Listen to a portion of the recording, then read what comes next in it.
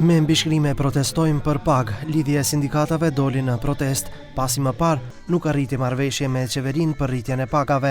Para ndërtesës së LSM-s, sindikalistët thanë se nuk heqin dorë nga kërkesa e tyre për rritje të pagave. Kryetari i LSM-s, Slobodan Trendafilovski, tha se gjatë ditëve të fundit ka pasur presione dhe kërcënime ndaj punëtorëve që të mos marrin pjesë në protest. Нема да застанеме се додека не се зголемат работничките плати онака како што работниците бараат, а тоа е 600 евра минимална плата и за најмалку 6000 денари да се зголемат работничките плати на сите работници. Денеска огромен дел на работници беа спречени да дојдат затоа што им се закануваат, затоа што им се ги уценуваат со губење на нивните работни места, со распоредување и со намалување на нивната плата. Kolona më pas vazhdoi pranë kuvendit, odës së tregtisë dhe në fund para qeverisë, ku folën edhe përfaqësues nga sindikata tjera. Trendafilovski theksoi se nuk pajtohet me propozimin edhe nga qeveria për rritjen e pagave.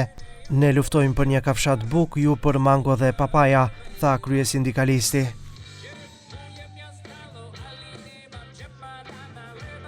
Пред некој ден седнати во фотелите во Стопанската комора, како нивни слуги на олигархијата, кажаа дека нема планираат да зголемат минималната плата надвор од законското усогласување за срамни 1667 денари. Но овие позади нас, кои се плашат од нас, ги бетонираа своите плати, за кои не сакаат да зборувате ниту вие, ниту ние, затоа што се огромни.